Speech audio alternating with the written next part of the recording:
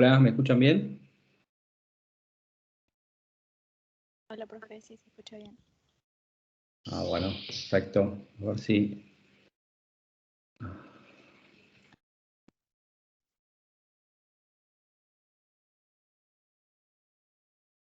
Bueno, fantástico. Bueno, algunos avisos parroquiales. La semana que viene, el martes o viernes, o lo publicaremos directamente en la cartelera, vamos a definir las fechas de los exámenes, ¿sí? Del segundo parcial, del recuperatorio, de los dos parciales y del final. Así ustedes ya lo tienen previsto. ¿Estamos de acuerdo?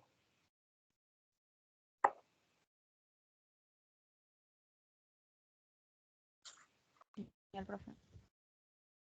Bueno, bárbaro. Yo los escucho un poquito bajo a ustedes. Bueno, a ver si ahora... Bueno, hoy vamos a ver uno de los órganos de la sociedad anónima, que es la asamblea o la reunión de accionistas, ¿sí? ¿Se acuerdan cuando habíamos hablado de los tres órganos de la teoría organicista de las sociedades, ¿no? El órgano de administración y de representación, el órgano de gobierno y el órgano de fiscalización, ¿sí?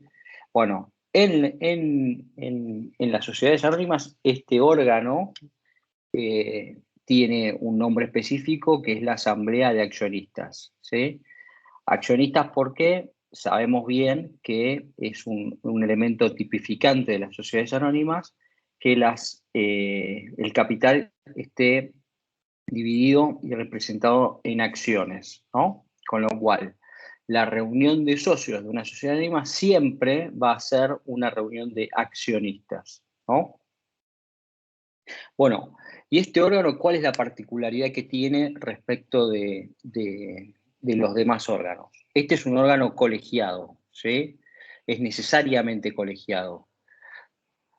La asamblea siempre funciona como un colegio, es decir, que adopta sus decisiones mediante una convocatoria y mediante un quórum y un régimen de mayorías claramente establecido tanto en la ley, que fija unas pautas mínimas, y en el reglamento o en el contrato social.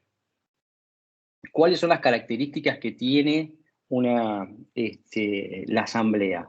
La asamblea es la expresión, es un medio técnico que obtiene la ley de sociedades para expresar la voluntad social, ¿sí? Fíjense que estamos hablando de la voluntad social y no estamos hablando de la voluntad de los socios, ¿sí? ¿Y por qué esto es importante? Es importante básicamente porque lo que se preserva y lo que expresa la voluntad social es la persecución del interés social, independientemente del interés de los socios, ¿no? Con lo cual, acá tenemos un órgano colegiado que se reúne solamente de acuerdo a una convocatoria. Ya vamos a ver que existen algunas excepciones a esta situación, pero se reúnen solamente respecto de una convocatoria y toman decisiones que tienen la particularidad de que son obligatorias para todos los socios, ¿sí? O sea, la decisión que toma la asamblea es obligatoria para la sociedad, por supuesto, pero además es obligatoria para todos los socios independientemente de que se hayan abstenido o hayan participado o no hayan participado. En la medida en que la asamblea, como vamos a ver más adelante, mantenga cierta regularidad, es decir, sea acorde a la ley, al contrato social y al reglamento o al estatuto, esa asamblea es obligatoria para todos los socios. ¿Cuáles son los requisitos de esta asamblea? Bueno, en principio tiene que perseguir el interés social. No puede, o sería viciada de nulidad, si persiguiera solamente los intereses de un grupo accionario o de la mayoría exclusivamente independientemente de lo que sea el interés social. Puede ser que la mayoría, por supuesto, se imponga en el régimen de votación y se establezca una situación que perjudique eventualmente a los socios minoritarios. Pero si esa decisión de todas maneras es tomada en función del interés social y no en función del interés particular de los accionistas, esa decisión no tiene por qué ser tachada de inválida y es obligatoria para el resto de los socios, ¿sí? Otra cuestión importante es que la asamblea es soberana, ¿sí? ¿Soberana en qué sentido? Es soberana en cuanto a que sus decisiones, como vimos recién, son obligatorias, ¿sí? Respecto de los restantes socios. Los socios pueden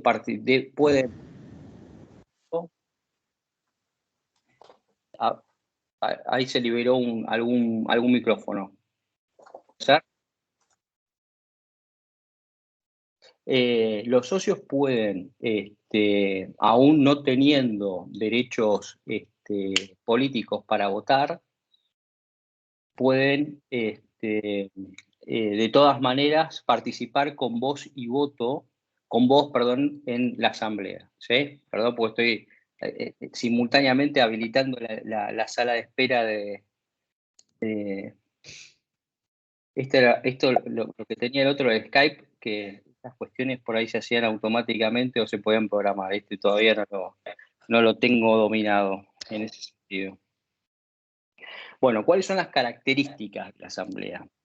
Como dijimos, esto de que no sea un órgano que esté, digamos, en funcionamiento permanente como son los otros dos, el órgano de fiscalización y el órgano de administración y representación, que están permanentemente en el día a día, lo que se establece la doctrina es que es un órgano precisamente que no es permanente, o sea, que tiene que ser convocado para constituirse y funcionar, ¿no?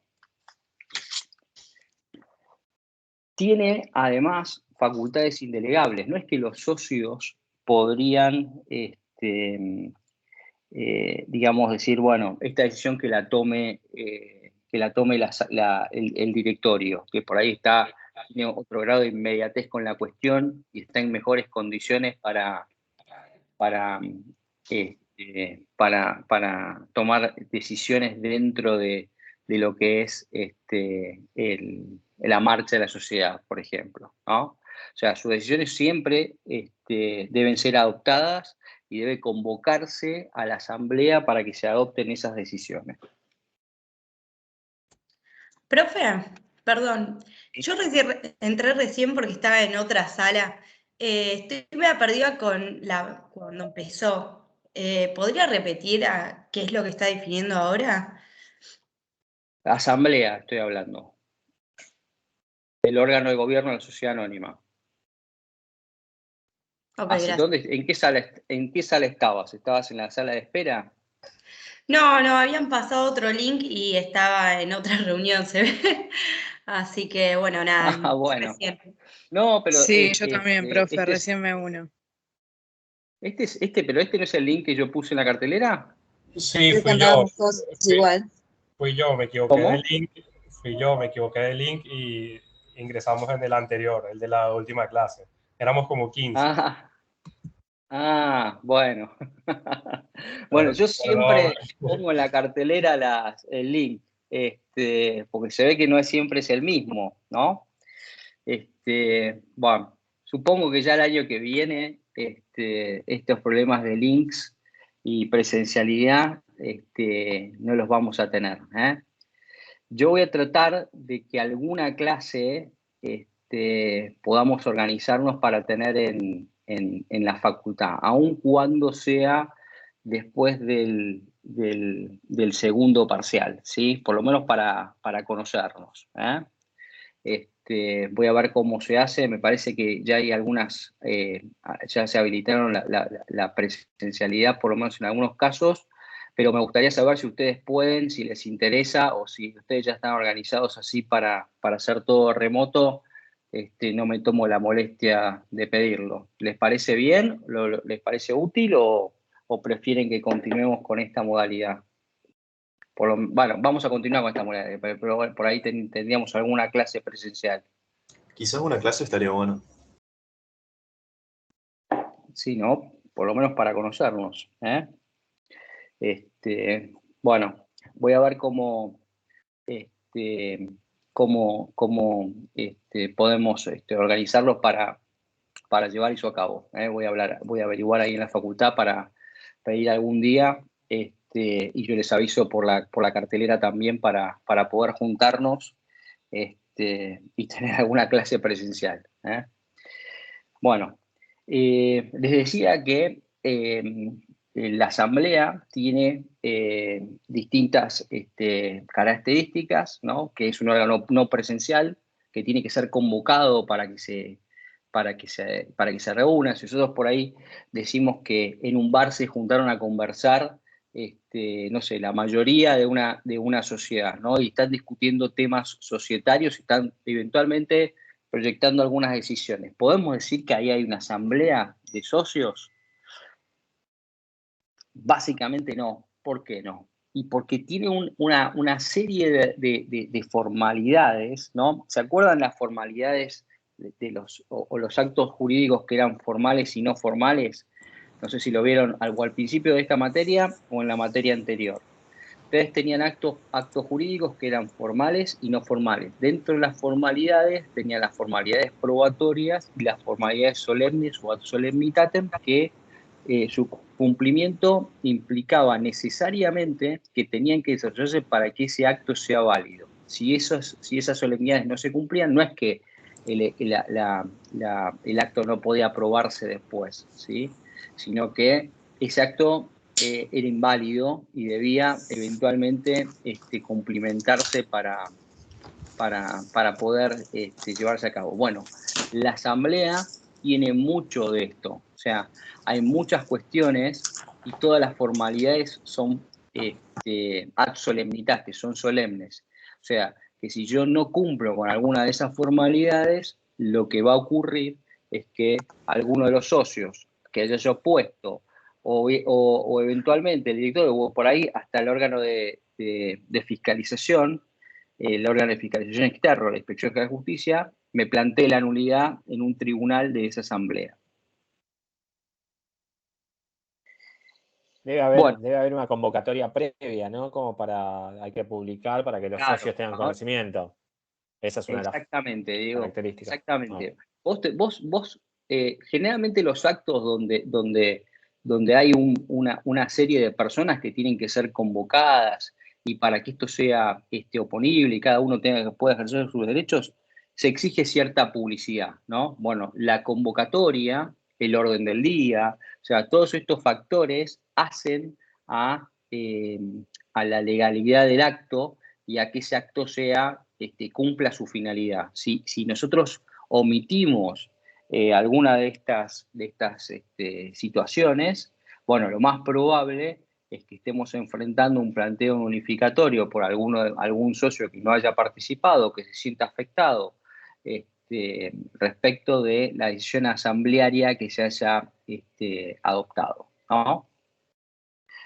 Bueno, dijimos recién también, y esto es para los que se sumaron con posterioridad, que el órgano de gobierno tiene facultades que son indelegables. O sea, no le puede trasladar al órgano de fiscalización o a la administración cuestiones que tiene que decidir ella. Por ejemplo, no podría delegarle al órgano de administración que, por ejemplo, establezca su propia remuneración, ¿sí? O que gestione a ver si se renueva o no se renuevan entre ellos las autoridades del directorio, o eventualmente aprueben balances, ¿sí? Todas esas cuestiones forman parte de la idiosincrasia de la reunión de socios. Esa es la parte de gobierno. Y si ustedes se fijan, nosotros habíamos visto, bueno, vimos una suerte de degradé de las sociedades más simples a las sociedades más complejas, ¿no es cierto? Las sociedades más simples tienen los órganos más juxtapuestos, las sociedades más complejas tienen los órganos más definidos y mucho más institucionalizados, si podemos decirlo de alguna manera. Bueno, en esa línea intelectual, si podemos decirlo, la asamblea es donde el socio tiene una particular injerencia en la vida societaria, ¿sí? En la sociedad colectiva nosotros teníamos a los socios, que eran una sociedad de personas, que los socios participaban activamente de la gestión, de la administración, de la representación, de la fiscalización, todo hacían los socios. En la sociedad anónima es todo lo contrario. Los socios prácticamente no intervienen en la gestión de la marcha de la sociedad, a no ser de que participen activamente de la administración, ¿sí? Y si además por ahí pueden llegar a intervenir en la gestión diaria de la sociedad, ¿mediante qué situación? Mediante la designación de administradores del directorio por la gestión en estas asambleas. Es en la asamblea ordinaria, por ejemplo, de accionistas, donde se decide la conformación del directorio, ¿sí?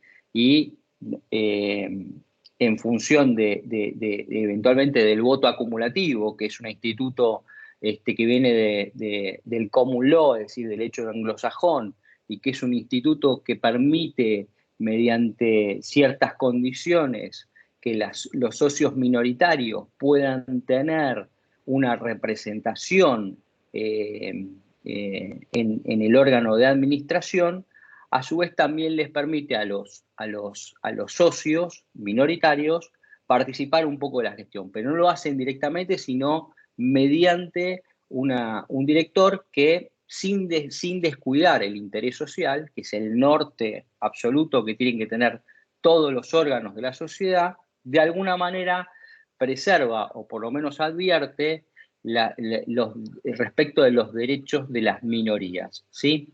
Con esto que les acabo de decir, ¿no? Si yo les digo, bueno, este es el órgano de gobierno de la sociedad, ¿se puede decir que esta es una afirmación absolutamente categórica? O podemos decir, ustedes me pueden decir, bueno, mirá, si estamos hablando de gobierno, es decir, de quién maneja en los designios de la sociedad, bueno, por ahí eso está más trasladado en la administración que en la asamblea. Máxime si es una asamblea de accionistas, donde por ahí es una gran sociedad, una sociedad de estas que tiene un control estatal permanente, que son las que están reconocidas en el artículo 299 de la Ley General de Sociedades. Bueno, en ese caso podemos decir, no, mira, el gobierno, ¿sí?, de la sociedad no está en la asamblea, está en la administración, ¿sí? Uno de los casos paradigmáticos de fraudes societarios, que fue un gran escándalo, y que fue lo que se llamaba el caso Enron, no sé si se acuerdan, que también estuvo involucrado Xerox, y que hizo caer a una de las Big Five de las grandes corporaciones de auditorías contables del mundo, fue básicamente porque los administradores lo que hacían era, administradores de sociedades que cotizan en la bolsa, y Enron, que es una petrolera, tenía, por ser una petrolera y ser un negocio básicamente conservador, en Estados Unidos ustedes saben que hay muchos ahorristas, pequeños ahorristas o fondos de pensión enormes que invierten en paquetes de acciones, ¿no?, para conservar el valor y eventualmente obtener algún tipo de rentabilidad de los fondos que manejan. Bueno, el paquete accionario conservador en los Estados Unidos son las petroleras, ¿no? Ahora por ahí están un poco tambaleando en función del avance de los autos eléctricos, pero podemos decir que en el momento en que esto ocurrió, a principios de 2000, Enron era una firma que cotizaba en bolsa, que era una petrolera, y que podemos decir que en la bolsa era una inversión conservadora. Bueno, ¿qué hacían los administradores de Enron? Como parte de sus honorarios eran unos bonos atados a las utilidades que generaban la sociedad en el ejercicio, lo que hacía era inflar el activo y las utilidades de la sociedad en ese ejercicio, ¿sí? Para, a su vez, hacer acrecentar el valor de las acciones y, a su vez, percibir una mayor rentabilidad de su remuneración. Una vez que esto se detectó, bueno, las acciones cayeron, la confianza del inversor estadounidense en la bolsa, que era algo casi sacrosanto, también se perdió o se lesionó severamente, y se pusieron una serie de restricciones muy severas en cuanto a las facultades, en cuanto a la transparencia, en cuanto a la registración y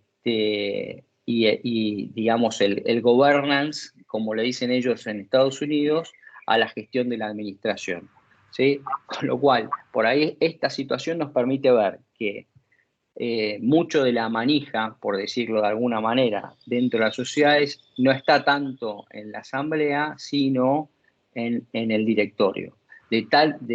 Con tal magnitud que pueden llegar a impactar no solamente en el valor de las acciones, sino impactarlo y además manipularlo, y además en su propia remuneración, ¿no? Vinculada después a una reunión de socios. Con lo cual, ¿se acuerdan ustedes el artículo 55 de la Ley de Sociedades que hablaba sobre el derecho de información del socio, ¿no? Si yo les digo, bueno, la gran participación del socio es en la asamblea, ¿no? Y después, un poco la ve pasar, ¿cuándo creen ustedes que el socio ejerce su derecho de información? ¿En qué momento? Dentro de una sociedad anónima.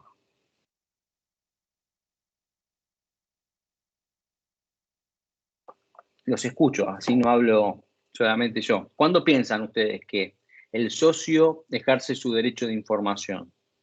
¿En una asamblea ordinaria o extraordinaria? En una asamblea extraordinaria, sí, pero en el momento de la asamblea.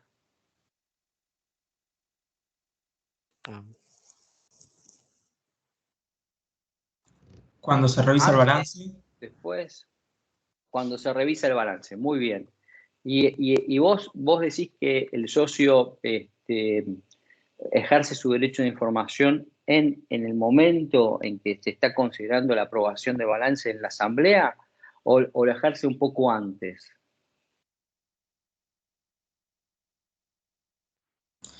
Y el directorio debe tener la obligación de entregar el balance antes para que así los socios lo revisen, y en el momento de la asamblea, si están o encuentran alguna irregularidad, la puedan discutir.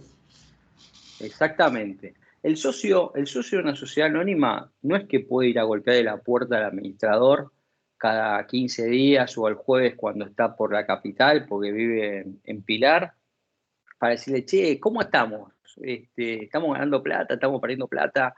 ¿Qué pasó con el tema de la operación de la adquisición de la planta en Venado Tuerto, etcétera, ¿no?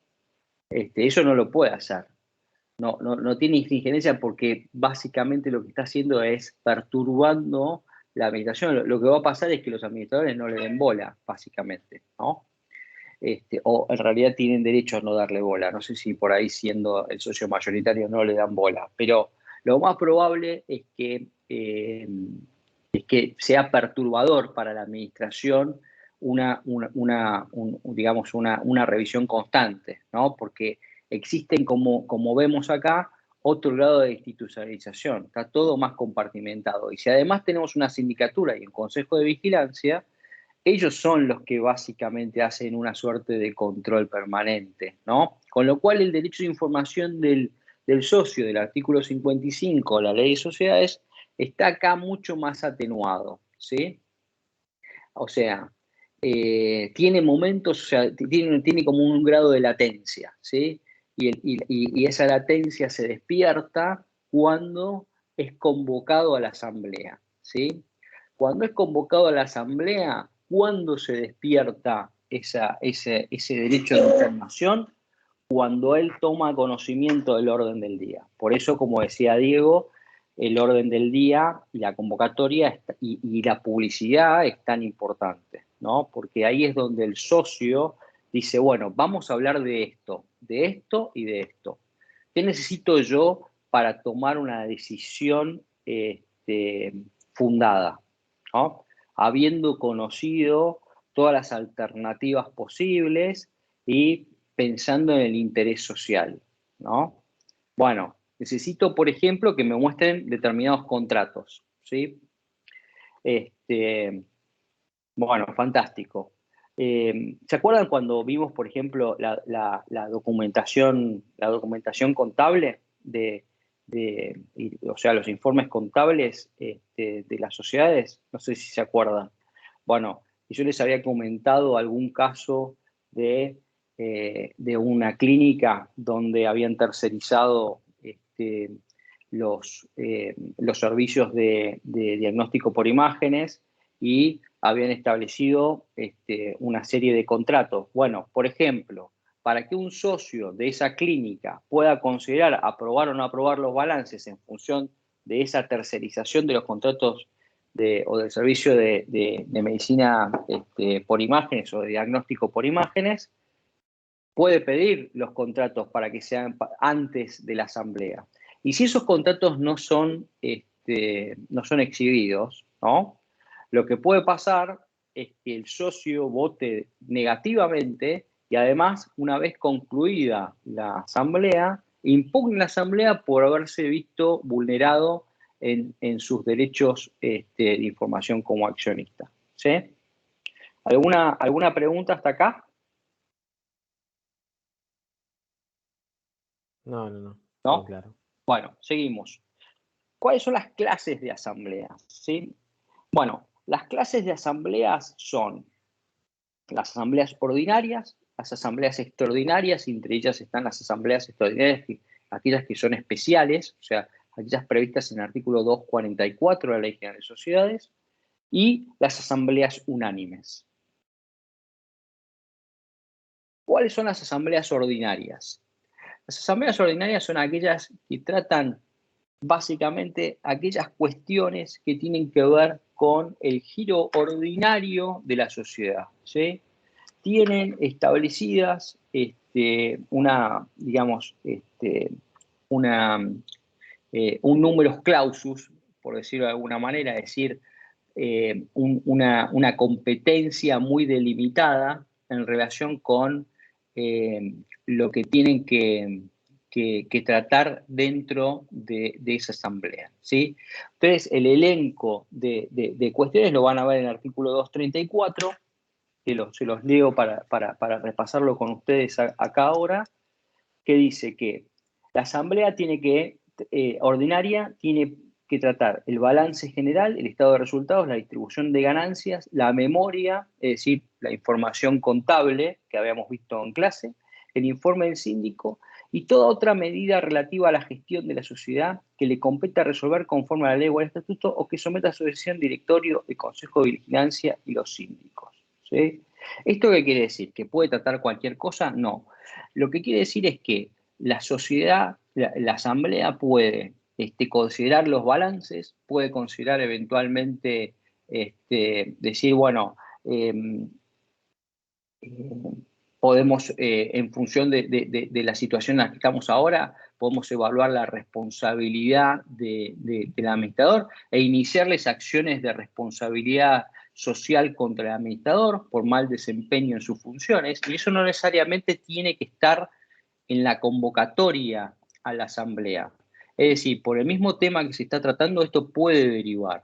Esto es una de las particularidades que tiene esta vinculación. O sea, uno puede tratar temas y disparar algunas otras situaciones, o por ejemplo decir, bueno, mira, vamos a hacer una comisión de investigación de este tema conformado por estos accionistas que van a investigar esta situación que surge de acá de los estados contables, por ejemplo, ¿no?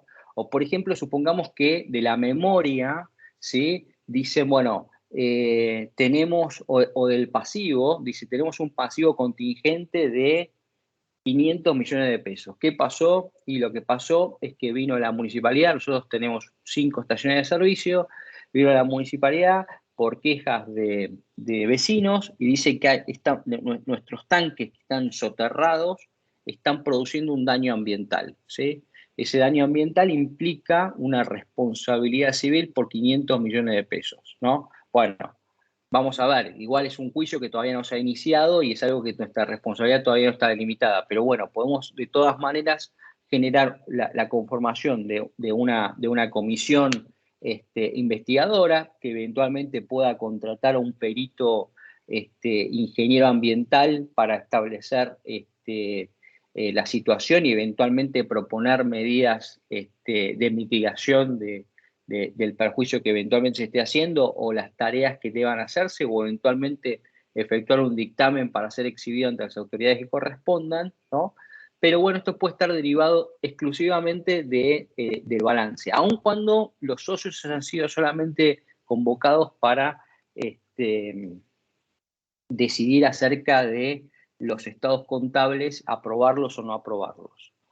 El segundo aspecto que está acá en el artículo 234 es la designación y remoción de directores, síndicos y miembros de consejos de vigilancia y fijación de su retribución. Bueno, este es otro de los elementos que tienen que ver con la competencia estrictamente propia de la Asamblea Ordinaria, ¿sí? Y esto quiere decir que no se puede delegar en ningún otro órgano, ni tampoco puede derivarse a la asamblea extraordinaria, ¿sí? O sea, esto es una decisión que se toma en una asamblea exclusivamente ordinaria, que es la designación y remoción de directores, los síndicos, es decir, cuánto le vamos a pagar, si hay que pagarles o no, y si eventualmente van a continuar en sus funciones o vamos a designar a otras personas.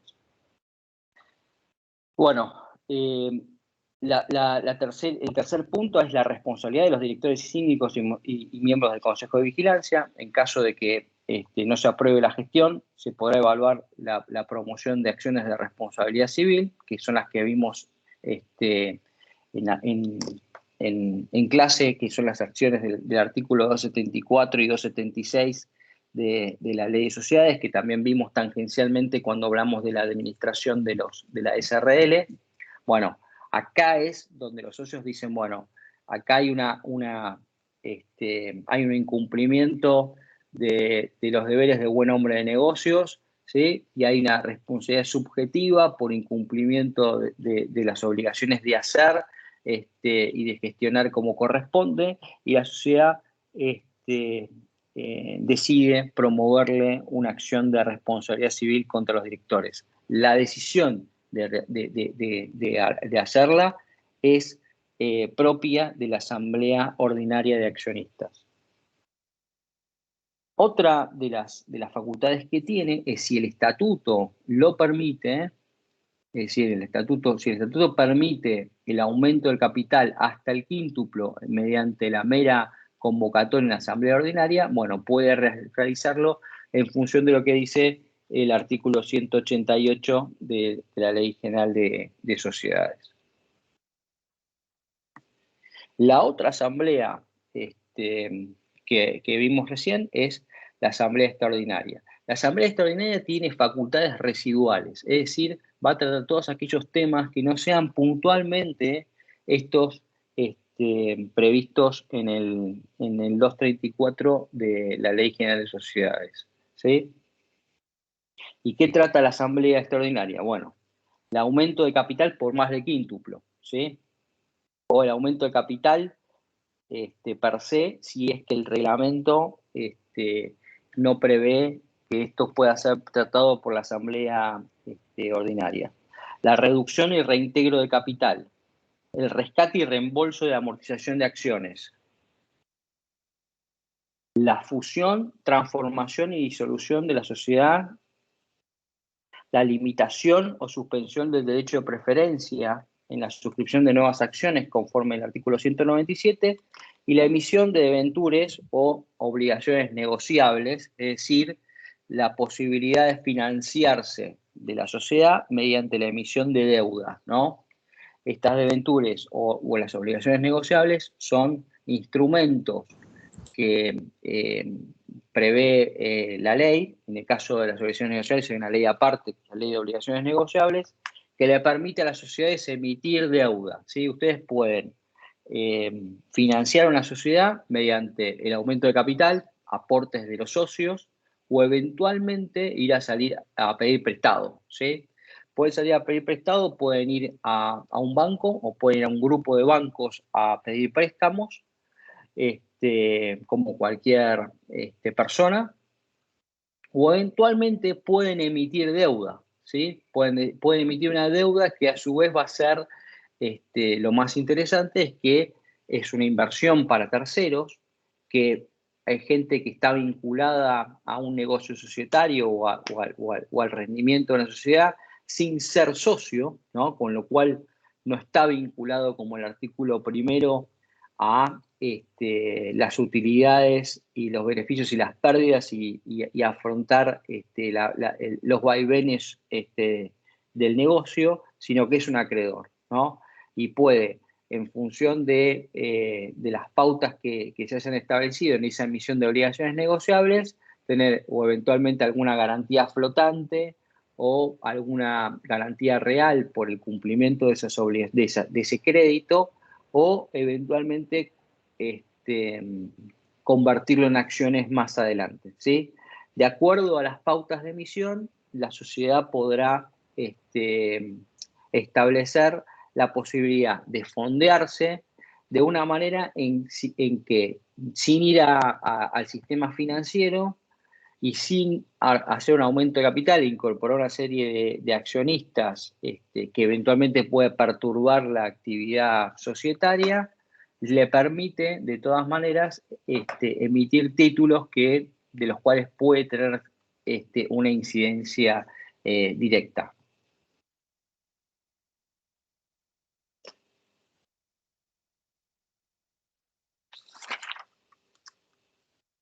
¿Alguna pregunta hasta acá? ¿No? No. Bueno. Polo, vos mencionaste el artículo 197. ¿Todo esto está en el artículo 197? No, está en el artículo 234 y 235. 234 asamblea ordinaria, 235 asamblea extraordinaria. Ahí están las competencias de las asambleas.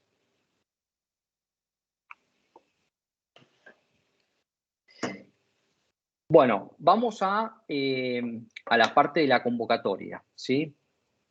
Acá hay distintos sujetos que tienen facultades para hacer una convocatoria asamblea, ¿sí? Hay uno que tiene la obligación de hacer la convocatoria asamblea, que es el directorio. El directorio debe convocar asamblea de manera, o cada vez que sea necesario, o cada vez que eventualmente lo ameriten las circunstancias, o eventualmente para la aprobación de los estados contables. Si no lo hace, está facultado para hacerlo el órgano de fiscalización, es decir, la sindicatura o el consejo de vigilancia. A su vez, los accionistas que representen al menos el 5% del capital social están facultados para requerir al directorio que convoque asamblea, ¿sí? Si el directorio no convoca asamblea en el plazo de 40 días, bueno, tienen la posibilidad o tienen allanado el camino para ir a los tribunales a solicitar la convocatoria asamblea para el tratamiento de lo que ellos han requerido. O sea, no es que el 5% va y le dice, che, convoca asamblea. No, es, che, convoca asamblea que quiero que tratemos estos temas del orden del día, ¿sí? O sea, no es genéricamente el pedido de convocatoria de asamblea. Es un pedido de convocatoria de asamblea con un orden del día propuesto por ese 5%. En caso que el directorio no los habilite, bueno, en ese caso pueden ir a requerir judicialmente esta convocatoria a asamblea. ¿Y cómo es ese reclamo? Bueno, es muy sencillo. Tienen que acreditar su condición de socio. Ustedes van a ver que en casi todos los planteos societarios, lo primero que hace el juez o que hace el tribunal es indagar acerca de si la persona que está haciendo la petición es la persona legitimada. Y la legitimación en cuestiones societarias viene dada por la condición de socio, es decir, tiene que exhibir su condición de socio. Y, a ver, repasando cuestiones anteriores, ¿cómo acredito yo mi condición de socio de una sociedad anónima? ¿Cómo le exhibo yo al juez? Yo soy socio de una sociedad anónima.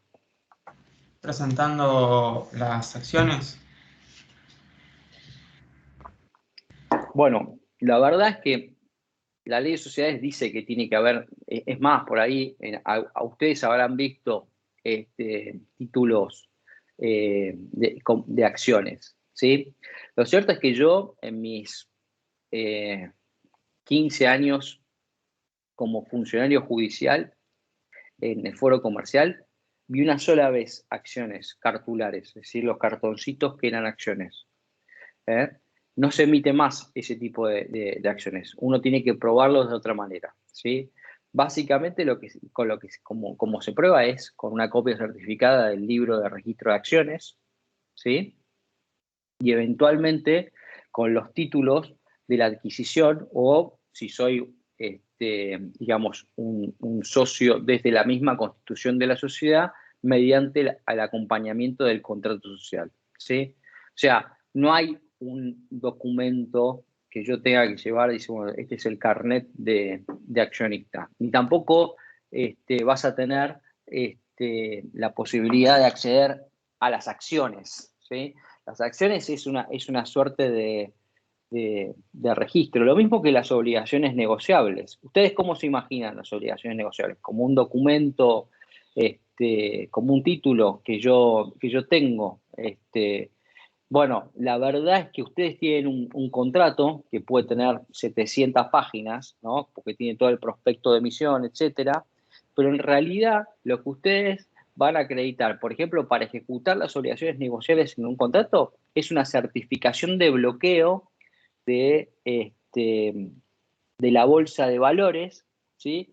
Que les dice, che, el señor Gastón Polo tiene 150.000 obligaciones negociables de Asindar, ¿no?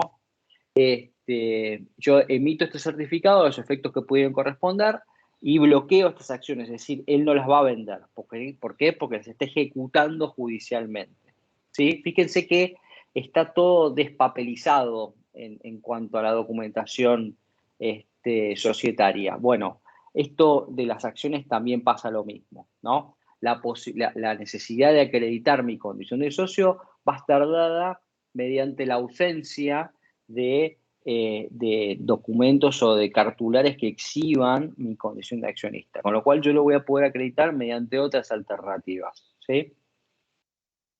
Bueno, una vez que yo acredito mi condición de socio, acredito además que tengo más del 5% del capital social, o tengo una participación mayor al 5%, ¿qué más les parece que tengo que acreditar para pedir la convocatoria judicial en la asamblea?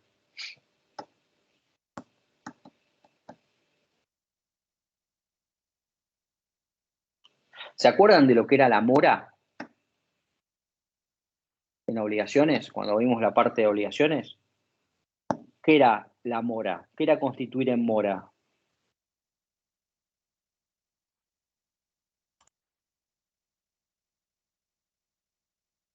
Es cuando se vence el plazo de poder cumplir con la obligación.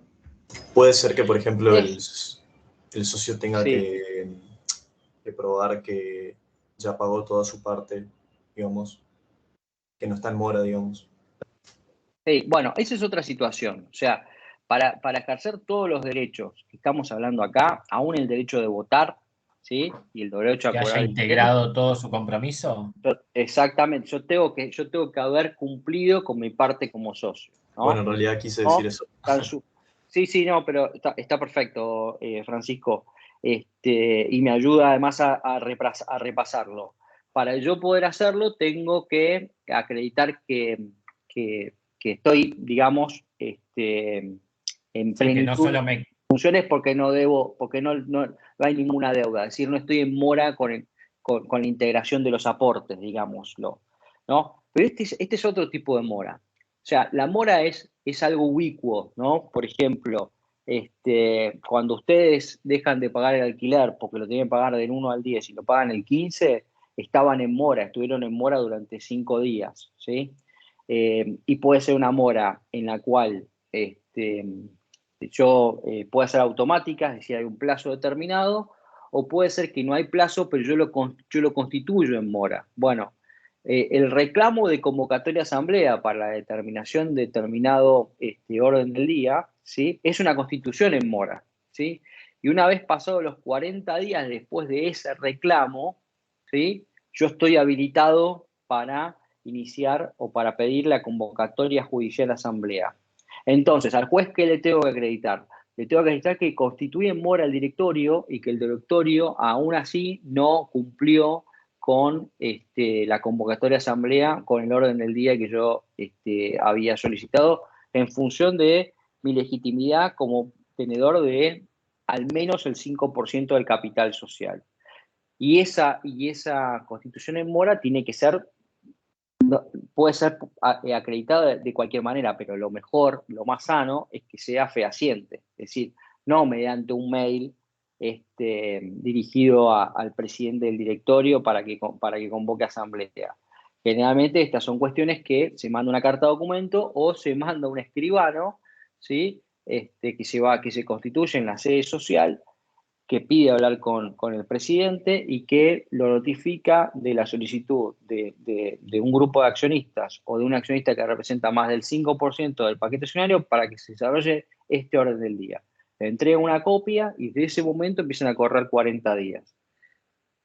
Yo, para que el juez por lo menos preste atención a mi convocatoria, a mi solicitud de convocatoria, bueno, tengo que exhibirle mi condición de socio y tengo que acreditar que he constituido a la administración en mora, le he solicitado la convocatoria de asamblea y esa asamblea no ha sido convocada en el plazo que correspondía.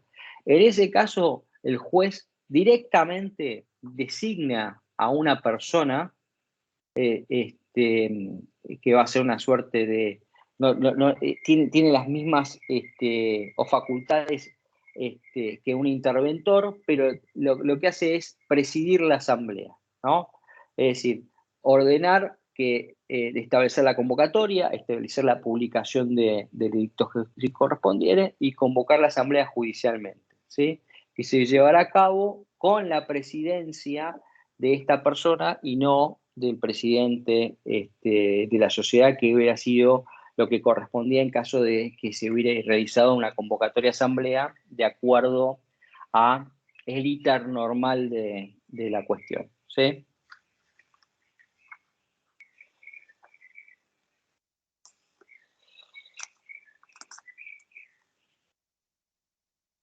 Otros que pueden solicitar la convocatoria de asamblea es, como dijimos recién, el síndico y el consejo de vigilancia. No están obligados, pero pueden hacerlo en caso de que estrictamente lo consideren necesario. La autoridad administrativa y de control puede solicitarle al juez una convocatoria de asamblea también, para digamos, establecer el orden del día que la autoridad de control establezca, ¿sí? Y acá tenemos una facultad muy importante de la Inspección General de Justicia o de la Dirección de Personas Jurídicas, donde se mete mucho dentro de lo que es la sociedad, ¿sí? ¿Por qué? Y porque de alguna manera los puede combinar a a reunir a los accionistas y a conformar el órgano de gobierno, aun cuando la sociedad no lo haya requerido. Y esto, en esa diferenciación que hablábamos en su momento de Capuletos y Montescos, es decir, de los institucionalistas y los contractualistas, bueno, esta es una injerencia sumamente institucionalista de la Inspección de Justicia y de la Ley de Sociedades para que eventualmente se convoque a la Asamblea y de alguna manera tomar partido dentro de la vida societaria de un sujeto de derecho privado como es una sociedad, ¿no?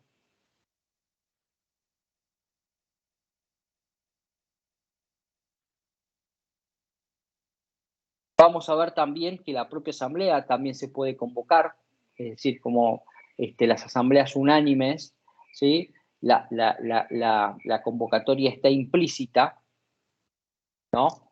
Las asambleas unánimes son aquellas asambleas que se realizan mediante la conformación del 100% del capital social y a su vez se toman decisiones mediante unanimidad.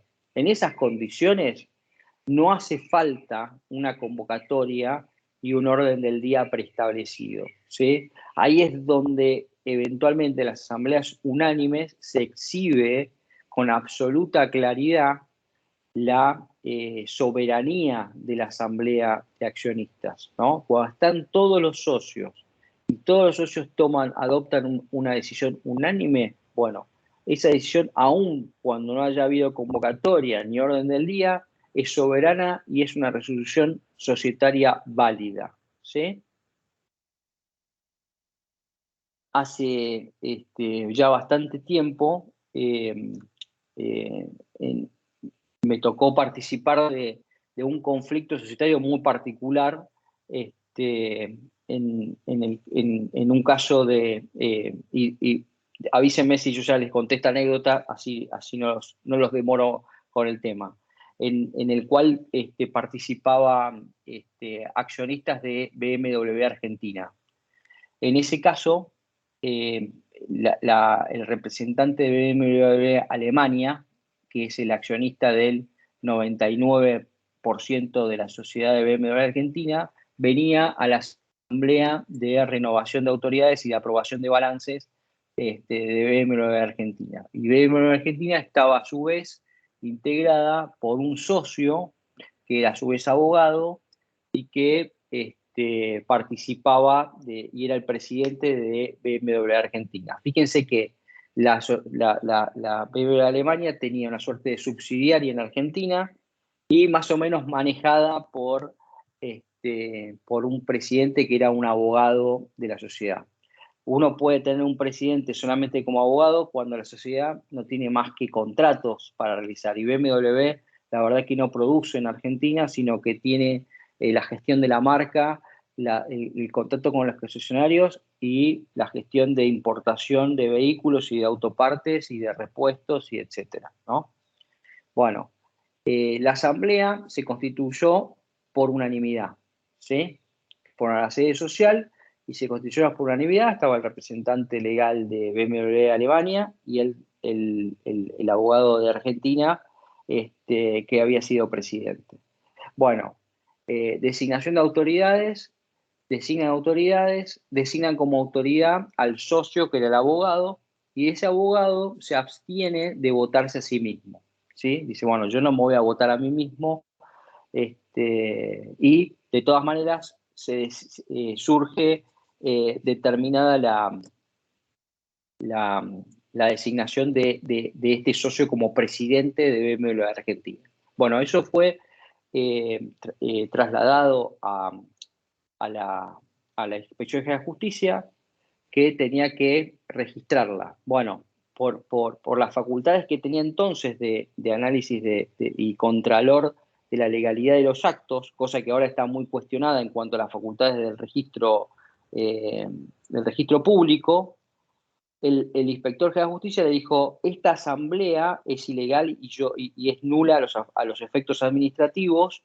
¿Por qué? Porque no hay unanimidad, porque uno de los socios que tenía que votar no se votó. Aun cuando tenga que votarse a sí mismo, el socio no participó, derivando en la falta de unanimidad de la decisión y derivando así en la nulidad administrativa de la Asamblea, lo cual le impedía a la sociedad renovar y hacer pública su decisión de renovar autoridades erga omnes, es decir, frente a terceros, ¿no? No es que no tenía presidente o no era el presidente frente a los socios este abogado, sino que lo que no podía hacer era representar a la sociedad frente a terceros, ¿no?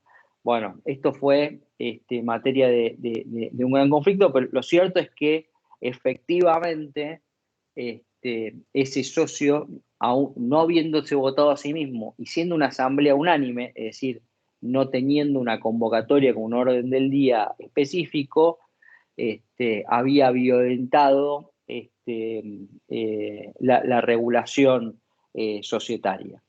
Otra cuestión que viene a cuento de esto es considerar, porque parte de la doctrina decía o dice que, por ejemplo, la decisión unánime de la Asamblea y la existencia del 100% de capital social afecta o tiene que ver con el orden público societario, ¿no? Bueno, una primera pregunta que me gustaría conversar con ustedes es, ¿qué entienden ustedes por orden público? ¿Qué es el orden público?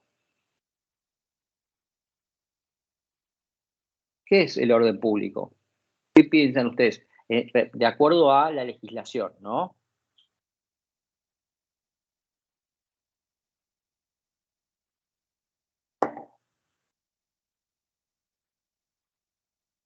¿Qué entienden ustedes por orden público?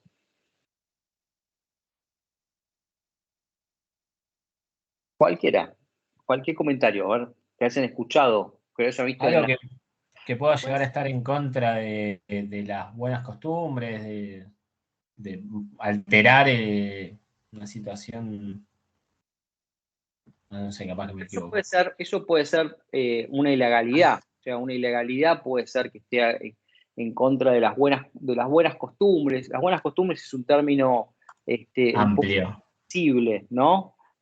Sí.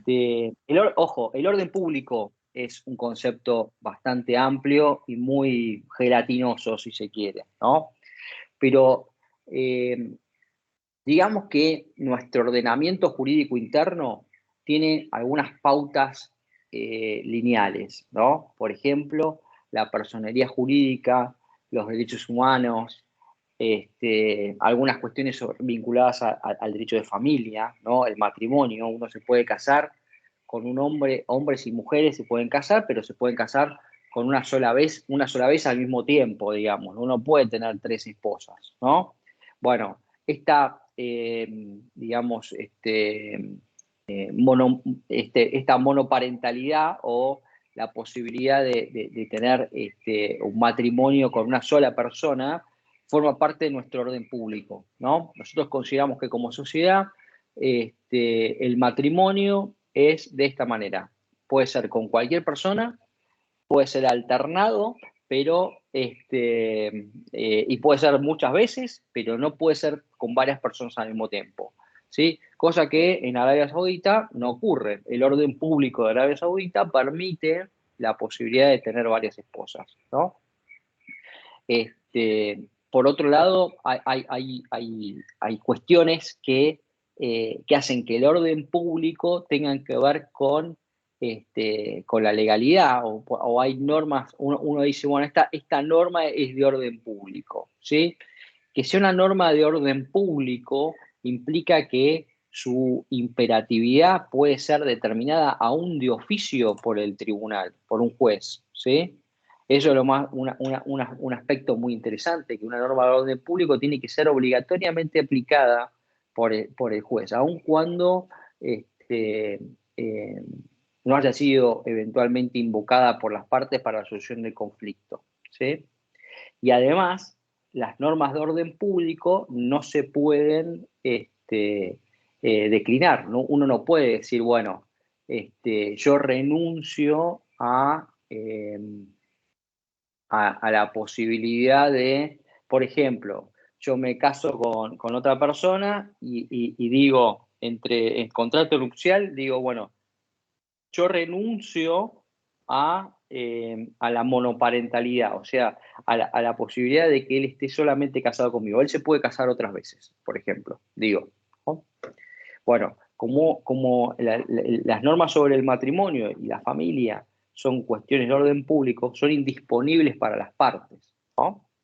Bueno, mucho se ha dicho acerca de si estas cuestiones son de orden público o son solamente imperativas, ¿no? Es decir, si la ley dice que son así y si no son así, implica la nulidad relativa, ¿sí? Es decir, la nulidad relativa es distinta a la nulidad absoluta porque la nulidad relativa puede ser reclamada por las partes o por terceros o no, y si no lo es, bueno, esto purga de alguna manera los vicios que pueda tener, pero si es absoluta, el juez la puede declarar de oficio, la nulidad, ¿no? Bueno, cabría considerar si estas disposiciones, por ejemplo, en la unanimidad de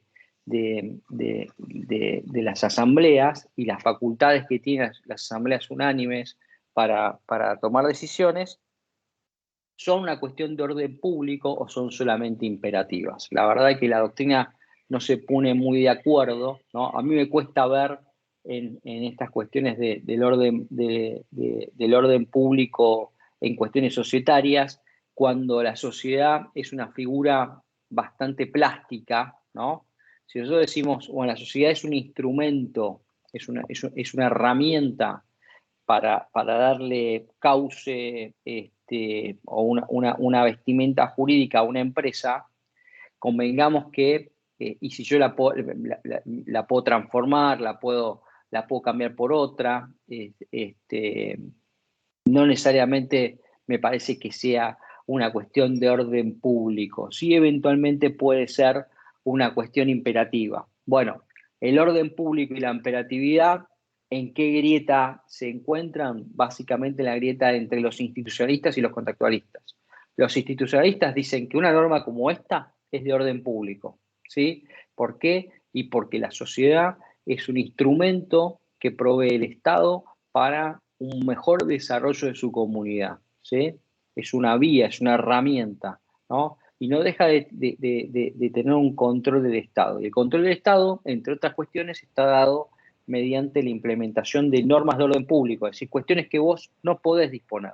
Vos no podés decir, bueno, me abstengo, yo no me voto a mí mismo porque soy tímido, porque me parece algo que está mal, cuando la ley te dice que la decisión tiene que ser unánime. Si le dice que tiene que ser unánime, tiene que tomarse por el 100% y todos tienen que estar de acuerdo y todos tienen que estar conformados, tanto el paquete accionario como las mayorías.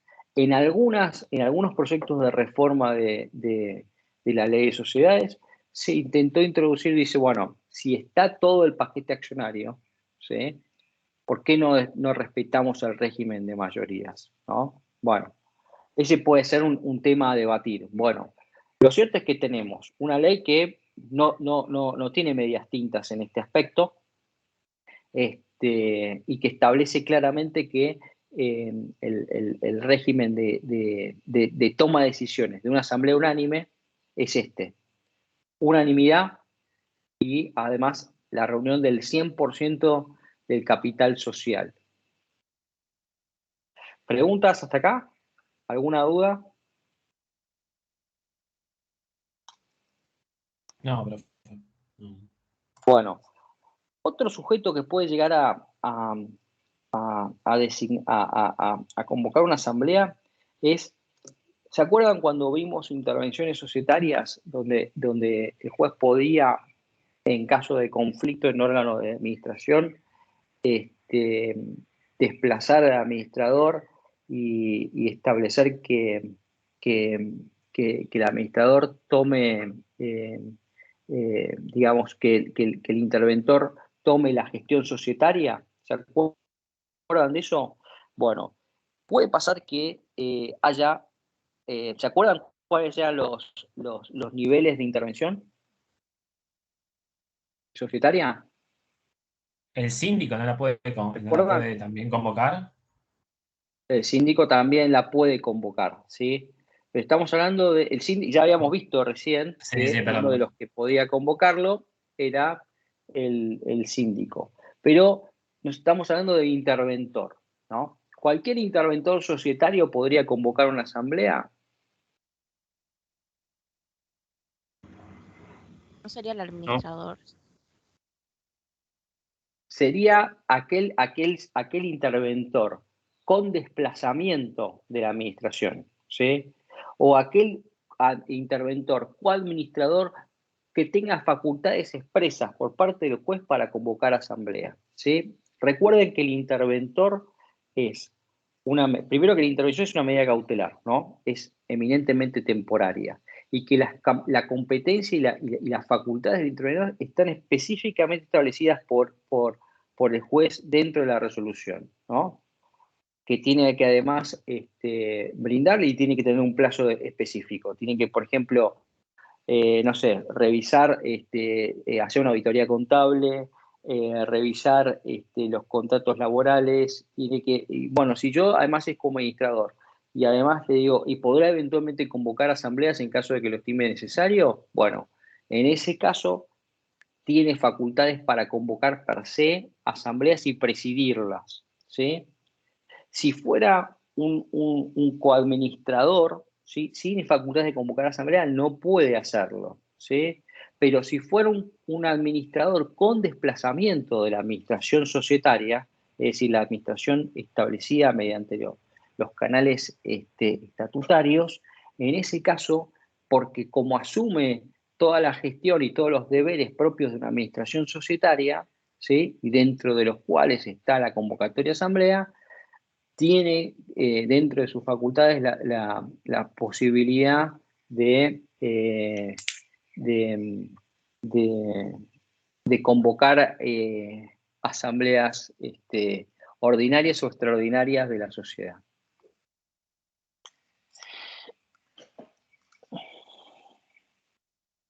Otro de los requisitos que tiene que tener una asamblea es que cumpla con la publicidad que establece la ley de sociedades. En el artículo 237, ustedes van a ver que la convocatoria asamblea tiene que tener una publicación en el diario de publicaciones oficiales, que nosotros lo conocemos acá en Buenos Aires como el boletín oficial,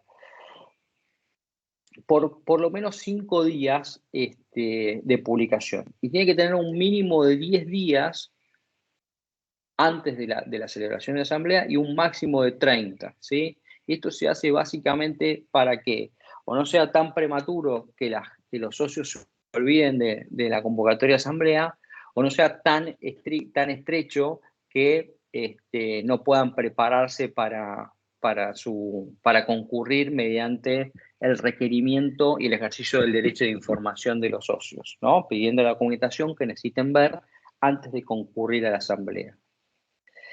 El artículo 299, que habla sobre las sociedades que tienen un control estatal permanente, ¿sí?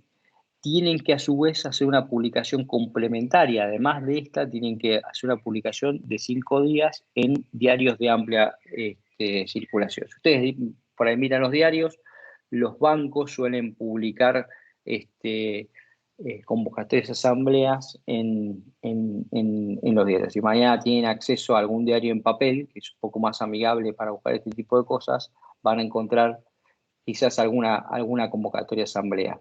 Lo que es interesante es que los días, el cómputo de los días, les digo sábado, porque el cómputo de los días, según la resolución 7 de 2015 de la Inspección General de Justicia, donde están las reglas generales de procedimiento ante la Inspección General de Justicia, establece que esos días son hábiles, y son hábiles y cuentan al sábado como día hábil, ¿sí? Es decir, que estos 5 días, o estos 10 días, o estos 30 días cuentan también el sábado como para el cómputo de este plazo, ¿no? Se excluye solamente a los domingos y a los feriados respecto del cómputo de los plazos para la convocatoria a asamblea, ¿sí? Otra cuestión que tiene que tener la convocatoria a la asamblea es que se tiene que definir el lugar de celebración de la asamblea, ¿sí? Puede ocurrir que, bueno, en general las asambleas se realizan en la sede social, pero puede pasar que los socios sean muchos y que no se pueda desarrollar en la sede por una cuestión de capacidad y hoy por una cuestión de aforo, pero puede ocurrir que tengamos que hacerlo en otro lado. Bueno, ¿esto se permite? Sí, se permite. Tiene que estar, por supuesto, explicitado en la publicidad de la publicación de los edictos, y puede ser en cualquier lugar dentro de la jurisdicción donde tiene el domicilio social la sociedad, ¿sí? Si fuera el Expreso de Justicia, bueno, puede ser en, no sé, en un microestadio o en un cine o en un teatro dentro de la ciudad de Buenos Aires. Otra cuestión que ustedes por ahí se estarán preguntando, dice, bueno, pero con este tema de la teleconferencia y esto, no se pueden hacer asambleas telemáticas. Bueno, la verdad que la ley de sociedades no lo tiene expresamente establecido como permitido, ¿sí? Pero si ustedes van al Código Civil y Comercial, van a ver un artículo que es el 158, que les permite, eventualmente, en casos particulares, ¿sí?, y donde están todos de acuerdo y todos pueden comunicarse y puede haber una interacción respecto de los socios para tener asambleas. Hoy por hoy, la Inspección de Justicia además sacó una resolución específica de la época de la pandemia instando a que se celebren nuestras asambleas ante esta manera, ¿no? Porque este artículo del Código Civil dice, bueno, pero ¿cómo se aplica las normas del Código Civil respecto a la ley de sociedades? En principio, la ley de sociedades no lo contempla. En realidad, la asamblea de socios, en cuanto implica la necesidad del debate, ¿no? No es una mera formalidad, sino que tiene que haber alguna interacción entre los socios, y esa interacción amerita la presencialidad. Bueno, ¿cómo hacemos para ir a una norma que es supletoria de la ley de sociedades, que es el Código Civil, y aplicarla? Bueno, la Inspección General de Justicia lo que hizo fue sacar una normativa diciendo, muchachos, pueden hacer las asambleas por Zoom, no hay ningún problema, y así ha funcionado durante todo el 2020 y gran parte de 2021, y muchos órganos colegiados de muchas instituciones se han desarrollado así, se han tomado audiencias judiciales, se han tomado reuniones de plenario de las cámaras de apelaciones. Bueno, todo ha funcionado así. Las sociedades no son la excepción. Bueno, perdón, y ustedes lo habrán visto en la Cámara de Diputados y en la Cámara de Senadores, que también se hacía mediante Zoom, ¿no? O sea, hay situaciones en las cuales estas cuestiones han llegado y quizás para quedarse, ¿no? Bueno, otra cuestión que tiene que ser naturalmente, forma parte de la convocatoria, es la fecha y hora de la convocatoria, ¿no? Además del lugar donde, y esto hace a la legalidad del acto, ¿sí? Tengan en cuenta que si, por ejemplo,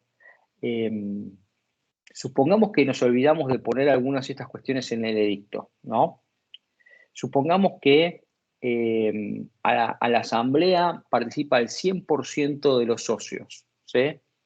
Es decir, todos están ahí convocados. Y supongamos que hay decisiones que se toman por mayoría. ¿Esa asamblea es válida? No, la asamblea, la decisión, ¿es válida? ¿Qué opinan?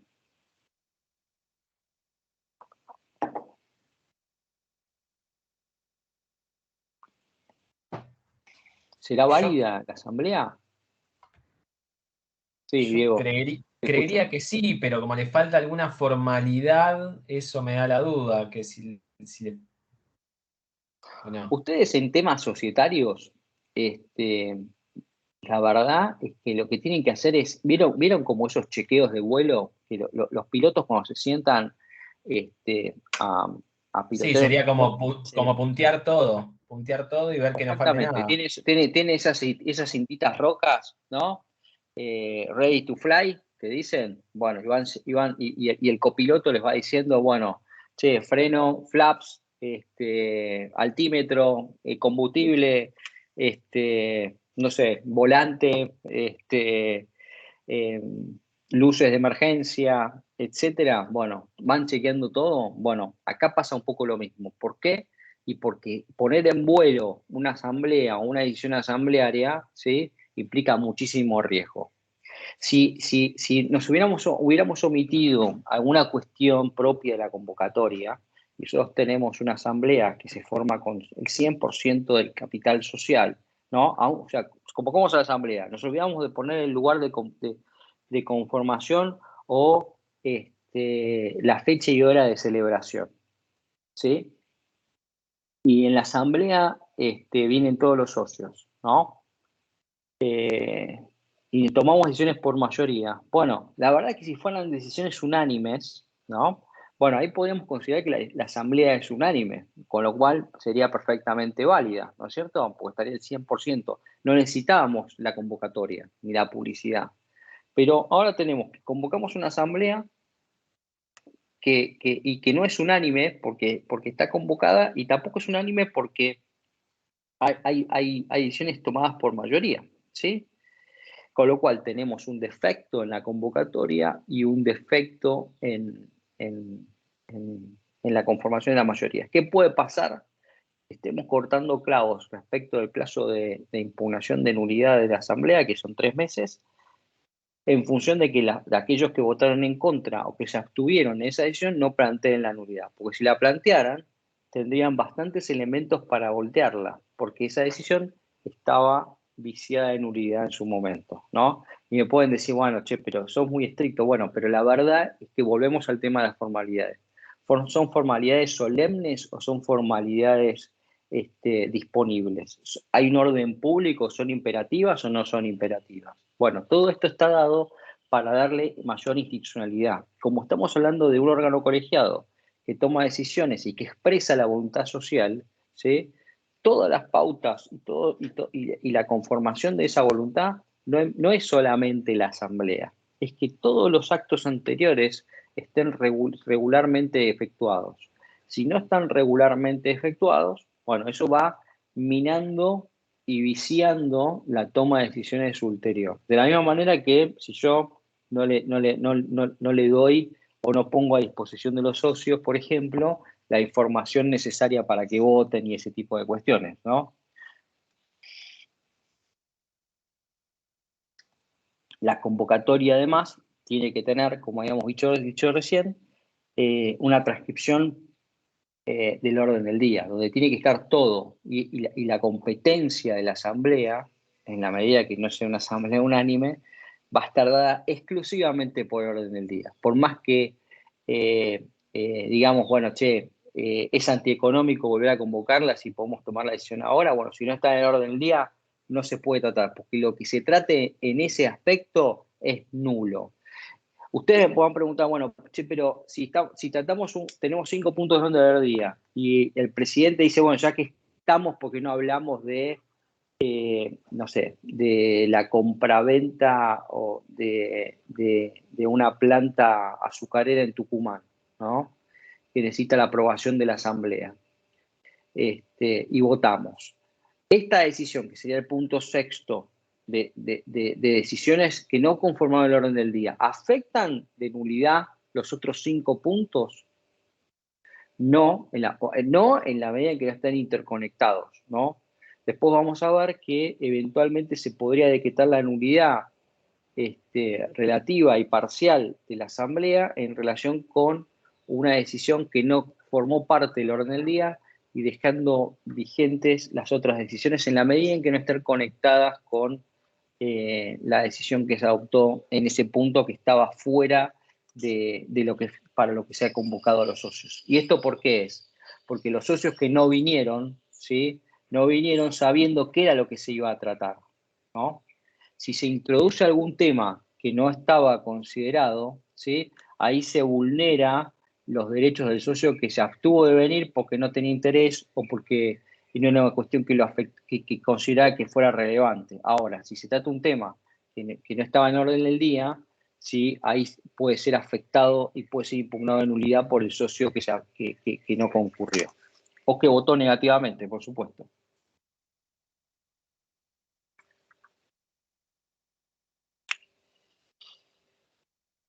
Bueno, esta transcripción del orden del día, como habíamos visto en su momento, le permite al socio prepararse para tomar decisiones, ¿no?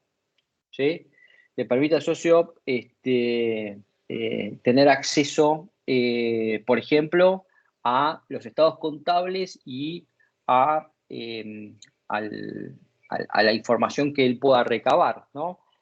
¿Cómo se ejerce el derecho de información del socio? Bueno, se ejerce diciendo, bueno, 15 días antes de la asamblea yo tengo que tener a mi disposición los estados contables.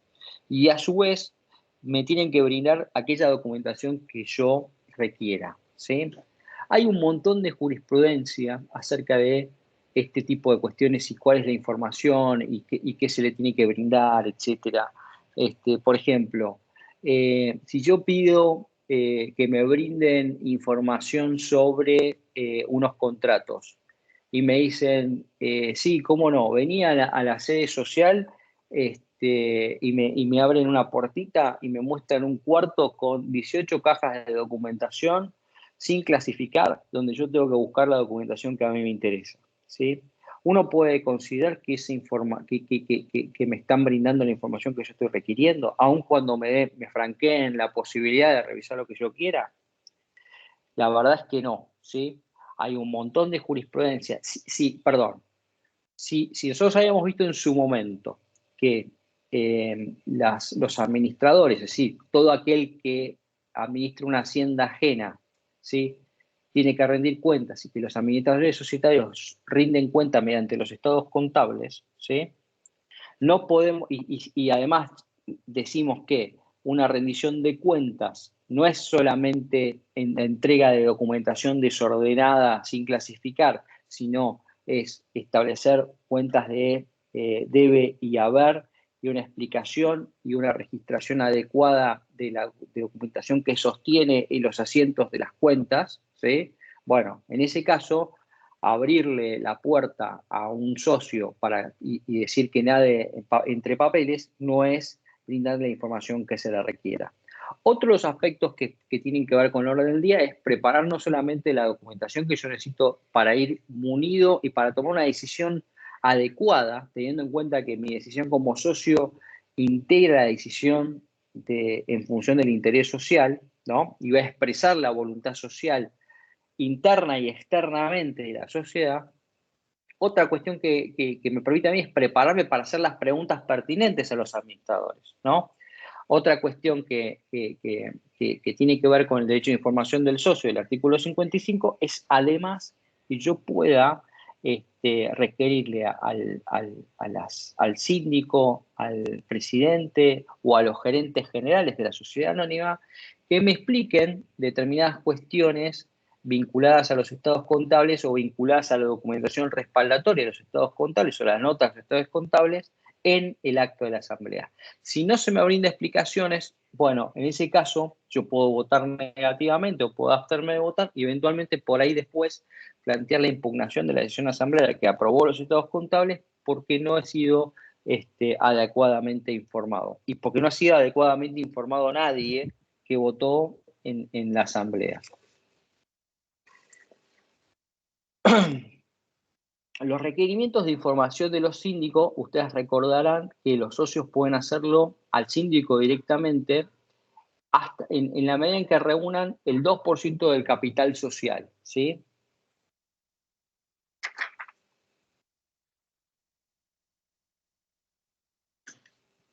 ¿Preguntas hasta acá? ¿Vamos bien? ¿Algo que no hayan entendido? ¿Entienden cómo es el mecanismo de las asambleas? Por lo menos por ahora, ¿eh? Sí, sí. Sí, sí, profe. Bueno, perfecto. Cuando hay una convocatoria a asamblea, es decir, habíamos dicho recién que el orden del día es el límite de la competencia de la asamblea. Cuando hay una asamblea convocada judicialmente, el tratamiento del orden del día va a ser aquel dado por los socios que requirieron la convocatoria judicial. El juez no puede introducir cuestiones dentro a tratar en la asamblea, ¿sí? Y esto es un poquito distinto de lo que es la intervención societaria. Dentro de lo que es la intervención societaria, el juez puede darle una serie de facultades, o puede darle muchas facultades, o puede decir, bueno, vos sos el coadministrador, pero a mí lo que me interesa es que te fijes en esto, en esto, en esto, en esto y en esto, ¿sí?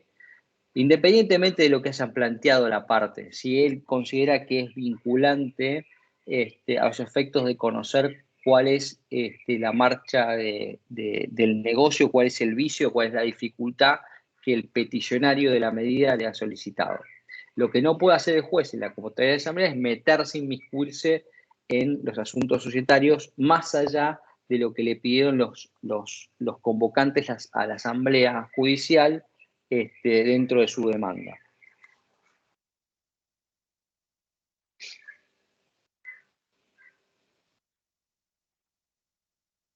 Bueno, el orden del día, ¿cómo tiene que ser?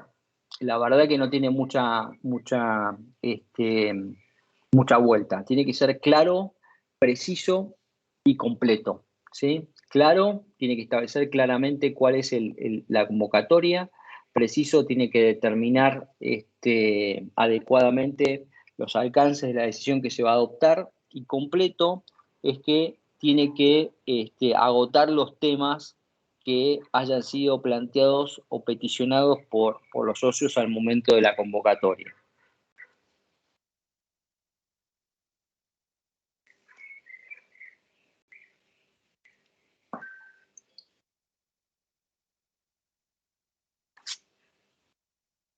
Bueno, vamos a pasar ya a la asamblea propiamente dicha, la reunión de socios, ¿no? ¿Cómo se celebra?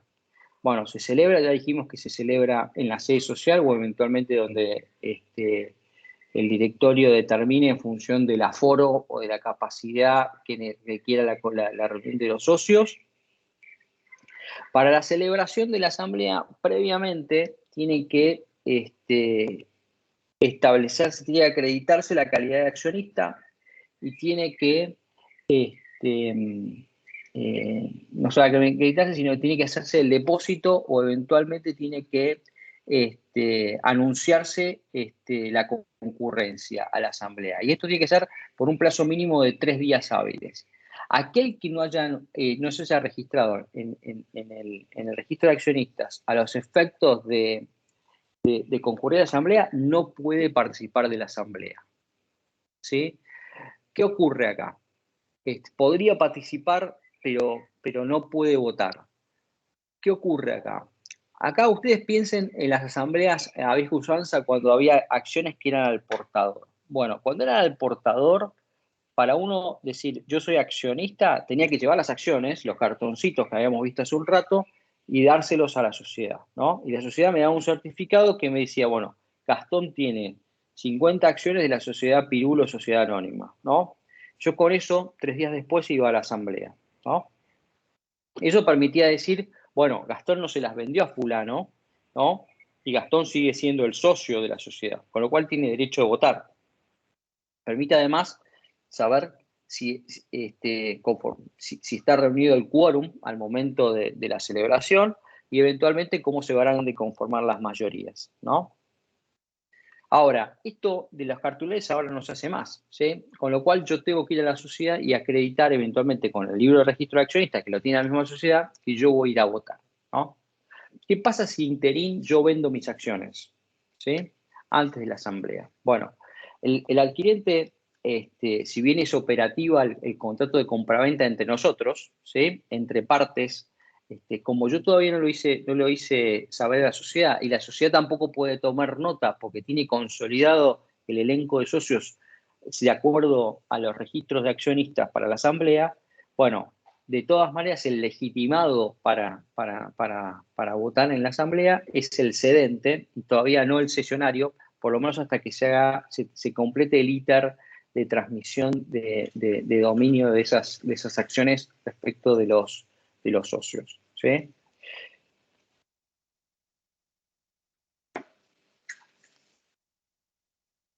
La asamblea está presidida por el presidente o por quien se designe en el estatuto de la asamblea. ¿Qué hace el presidente en la asamblea? ¿Sí? El presidente de la asamblea lo que hace es dirigir el debate, ¿sí? Es otorgar la palabra, ¿sí? Requerir o brindar explicaciones en caso de que así se lo requiera, ¿sí? Organizar el debate dentro de la asamblea, ¿no?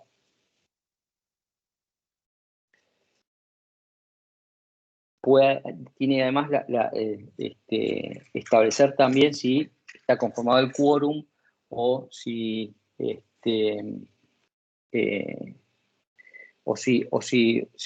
existe, por ejemplo, o establecer el cómputo de las mayorías al momento de la decisión, ¿sí? Puede ocurrir que haya un socio con interés contrario. ¿Se acuerdan cuando habíamos hablado en su momento de los socios con interés contrario? Son aquellos que tienen algún interés particular que de alguna manera se contrapone con el interés social, ¿sí?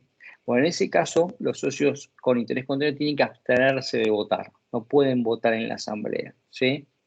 Bueno, se discute, en realidad, el interés contrario por ahí tiene impacto respecto de la asamblea, si aún teniendo un interés contrario, si hubiera votado o hubiera establecido el quórum para que tomen decisiones en la asamblea, si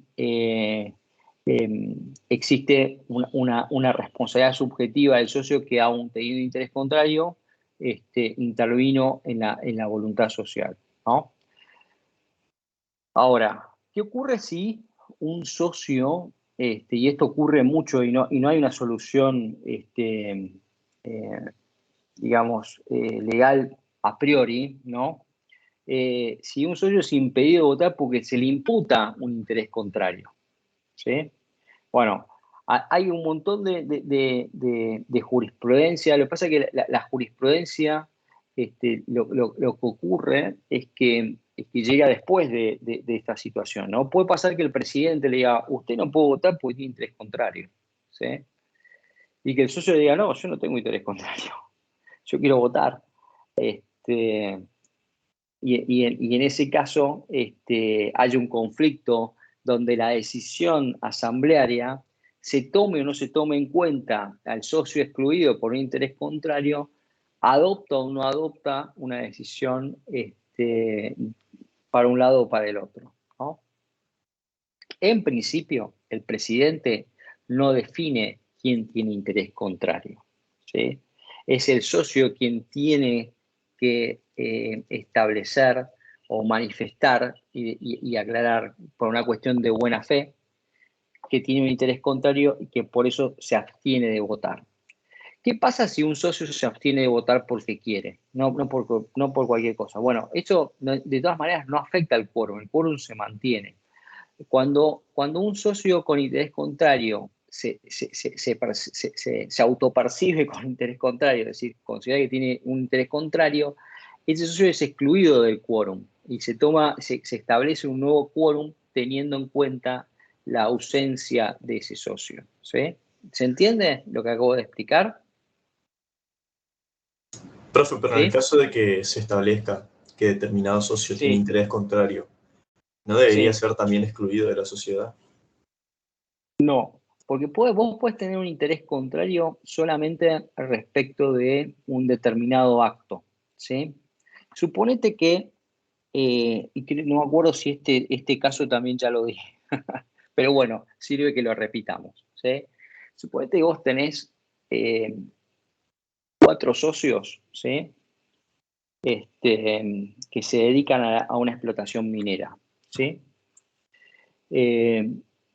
de litio, ¿no? Que es, como ustedes saben, un material que se usa mucho para las baterías de los celulares, ¿no? Pero que tiene una explotación que es muy costosa y que en la Argentina exige una enorme inversión de capital que nosotros, no sé, los socios no podían aportar, no podían aumentar el capital, etcétera, ¿no? Se salieron a buscar inversores por el mundo para ver si podían. Bueno, encontraron dos grupos de socios, o sea, A y B, encontraron un inversor en China. C y D encontraron un inversor en Dinamarca, ¿sí? Por decir un país. Bueno, se tiene que decidir si vamos a aceptar el contrato con los chinos o el contrato con los dinamarqueses, ¿sí? Si el presidente, por ejemplo, es A, supongamos, puede decir, bueno, mira, vos C y D, vos tenés un interés contrario respecto de la sociedad porque vos vas a votar en función de los dinamarqueses. Y nosotros consideramos que lo mejor para este tema es el de los chinos, ¿no? Por ejemplo. Esto no hace que estos otros dos socios tengan, digamos, la imposibilidad de participar en la sociedad. Y además acordate que no es lo mismo que la SRL. Los socios pueden tener otros negocios o pueden participar de otros negocios, ¿no? Es más, podés participar de un negocio en competencia con la sociedad. Lo que pasa es que no podés votar en la sociedad cuando se está tratando algo donde vos tenés un interés en alguna sociedad que está en competencia. ¿Se entiende? Esto vos tenés que pensarlo como si fuera una inversión, ¿no? Yo invierto acá porque me interesa ganar plata mediante el negocio de esta sociedad. Puedo tener lo mismo respecto de otra sociedad. Supongamos que, no sé, somos socios de Shell y de Exxon, ¿sí? Yo soy socio de Shell y de Exxon. Si digo que vamos a iniciar una acción de daños y perjuicios, estamos en la asamblea de Exxon, a Shell por competencia desleal, yo no puedo votar porque tengo un interés contrario, pero en todo lo demás sí, ¿no? Por ejemplo, aprobar los estados contables, aprobar la gestión de los administradores, eso no habría un inconveniente específico para tomar decisiones de ese tipo, ¿sí? Claro, no toda cuestión, o sea, el interés contrario es puntual, siempre sobre un tema, puede ser sobre varios, pero siempre sobre un tema y se toma respecto a alguna situación dada. Por ejemplo, se asocia mucho al interés contrario societario con lo que se llaman delitos de peligro. ¿Cuáles son los delitos de peligro? Y, por ejemplo, el abuso de armas, ¿sí? El abuso de armas es apuntarle a una persona con un arma de fuego en la calle, ¿sí? Vos podés decir, bueno, quien tiene un arma es pasible de ejercer un abuso de armas en cualquier momento. Sí, bueno. ¿Quien tiene un interés contrario es pasible de tener un interés contrario en cualquier momento? Sí, pero vos lo podés calificar como tal y restringir un derecho, como por ejemplo ser un legítimo usuario de un arma de fuego. No, vos podés restringir, por ejemplo, la libertad de participar de cualquier industria lícita o de asociarte libremente como manda la Constitución. No, entonces lo vas a tratar y lo vas a regular solamente respecto de casos específicos. Dice, bueno, cualquiera puede tener un arma, pero vos no le podés andar apuntando a la gente por la calle, ¿sí? Cualquiera puede ser socio de cualquier sociedad, pero no puedes votar en contra de los intereses sociales, aún ejerciendo tus derechos políticos que son legítimos, ¿sí? Claro, se entiende, gracias. Bueno, vamos al tema de quórum y mayorías y así avanzamos, que nos quedan algunos temas por tratar. Bueno, quórum y mayoría son conceptos absolutamente distintos. Quórum es el ámbito para tomar decisiones. La mayoría es el mecanismo por el cual se imponen, o el mecanismo técnico, la herramienta técnica para tomar decisiones, ¿sí? El quórum en las asambleas ordinarias, en la primera convocatoria, porque las asambleas tienen dos convocatorias, ¿sí? Una primera convocatoria tiene un quórum más estricto, y en la segunda convocatoria tiene un quórum más holgado. En la primera convocatoria de las asambleas ordinarias tiene que estar presentes la mayoría absoluta de los socios que representan las acciones con derecho a voto, ¿sí? Y en la segunda convocatoria se pueden adoptar decisiones con los socios que estén presentes, ¿sí? Es decir, la primera convocatoria, la mayoría absoluta, si no pasamos a la segunda convocatoria, que pueden ser simultáneas las convocatorias, tiene que haber una hora de diferencia por lo menos. En ese caso, la segunda convocatoria es más laxa y me permite a mí un quórum solamente con los presentes. En la asamblea extraordinaria, esto es distinto, ¿sí? Se exige un quórum del 60% de las acciones con derecho a voto para la primera convocatoria y se reduce al 30% de las acciones con derecho a voto en la segunda convocatoria, ¿sí? Se puede eventualmente poner un límite mayor en el estatuto, pero no se puede poner un límite menor. En el caso de que se adopten decisiones del artículo 244 en las asambleas especiales, ¿sí? Bueno, ahí es donde pueden participar con un voto, ¿sí? Aún aquellos que tengan, digamos, preferencias económicas, o sea, titulares de acciones con preferencias económicas, que los excluye de votar, pero cuando toman estas decisiones del 244, tienen derecho a votar y lo pueden hacer con el derecho a un voto por acción.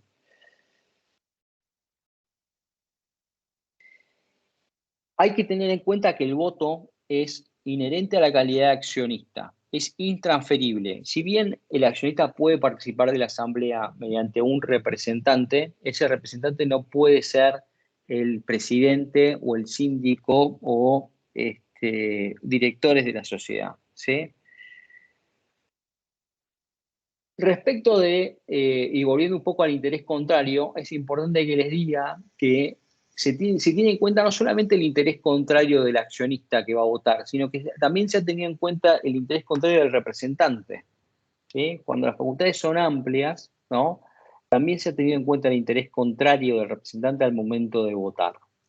¿Y cómo se acredita esa representación? Esa representación se acredita mediante una exhibición de un poder que puede ser por instrumento público o por instrumento privado con firma certificada, ¿sí?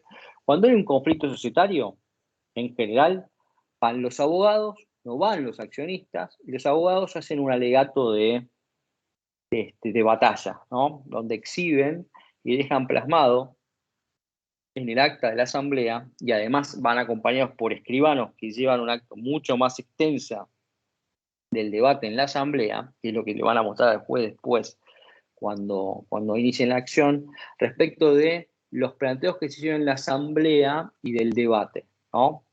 Y para eso generalmente se hace este tipo de representaciones por parte de los accionistas por terceras personas, que generalmente son abogados de la matrícula, que van a golpearse ahí en la asamblea, ¿sí? Y además citan jurisprudencia, etcétera, ¿no? Bueno, las resoluciones de la asamblea son, como habíamos dicho, son soberanas, implican y obligan a toda la sociedad y involucran también a las minorías, ¿sí? Que también se someten a la decisión asamblearia por imperio de este mecanismo que expresa la voluntad social, que es el régimen de mayorías de las asambleas. Las decisiones de las asambleas se asientan en un acta que es suscripta por dos accionistas, ¿no? Que de alguna manera certifican que lo que dice el acta es no todo lo que pasó en la asamblea, sino una síntesis de la asamblea. O sea, quiénes participaron, cuál fue el orden del día, que se hizo un debate, que se tomaron las palabras de determinadas personas y que se votó y se decidió tal o cual cosa, ¿sí? Eso además se plasma en el libro de actas de asamblea, que ya vimos cuando vimos la documentación, pero bueno, esta acta de asamblea es muy importante porque además va a servir como documento al momento de un eventual litigio posterior. Por eso la suscripción por parte de los socios no es un dato menor, sino que de alguna manera certifica la legalidad del acto. Bueno, las impugnaciones a las asambleas. Así como habíamos visto que había intervenciones societarias y había remoción de los directores, ¿no? Que era la parte que afectaba a los conflictos que afectaban el órgano de administración, En los órganos de gobierno también hay conflictos y también hay acciones específicas, ¿no?, vinculadas a las resoluciones asamblearias. Estas tienen que ver con las impugnaciones a las decisiones asamblearias, ¿no? La acción, por definición, a promover cuando se cuestiona una decisión asamblearia es la nulidad de una decisión asamblearia. Puede ser de toda la decisión o puede ser de una parte o de un tópico que se haya tratado en la asamblea, ¿sí? A su vez, esa impugnación puede estar acompañada por una medida cautelar. Habíamos visto que en el órgano de administración teníamos la remoción de los directores, ¿sí?, y la intervención societaria como medida cautelar accesoria de esa, ¿sí? Y en este caso tenemos la impugnación del acto asambleario y la suspensión preventiva de la decisión asamblearia, ¿sí? Cuando la ley dice que cuando existen motivos graves, ¿sí?, para llevar adelante la decisión asamblearia y no pueda esperarse a la consecución del juicio, el juez puede establecer una medida cautelar que implique la suspensión de los efectos de la decisión asamblearia hasta tanto se arribe a una sentencia, ¿sí? Esto suele ocurrir muy comúnmente con las impugnaciones de asambleas que aprueban estados contables. Cuando hay un vicio en alguna cuestión del estado contable, como por ejemplo cuando vimos el tema de, bueno, no me dejaron informarme respecto a los estados contables y pido la nulidad de la asamblea, bueno, lo más probable es que el juez decida la suspensión de los efectos de aprobación de esos estados contables, ¿no? Lo cual es un dolor de cabeza porque los estados contables sirven para un montón de cosas, como por ejemplo para ir al banco y pedir un crédito, ¿no? O empezar a hacer operativos de determinados contratos.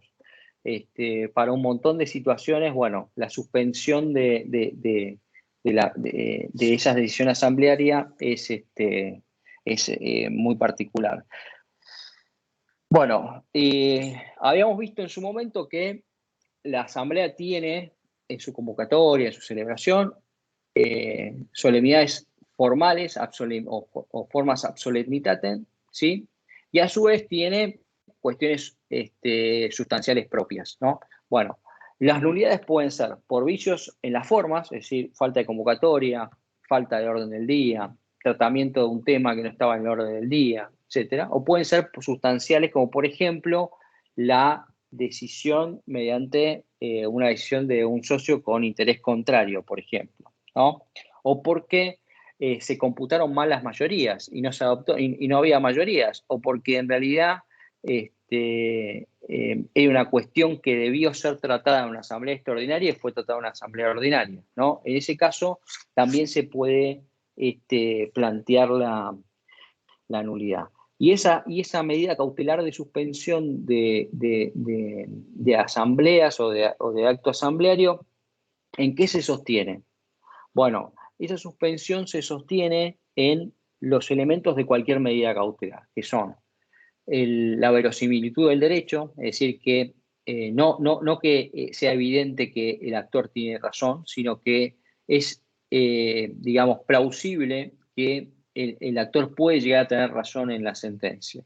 El segundo elemento es que haya un peligro en la demora. Si no se toma una suspensión, no se adopta una suspensión de esa asamblea, bueno, el vicio de esa asamblea empieza a tener un derrame pernicioso respecto a decisiones ulteriores, como por ejemplo empieza a ser operativo el estado contable que yo no pude votar con adecuada información.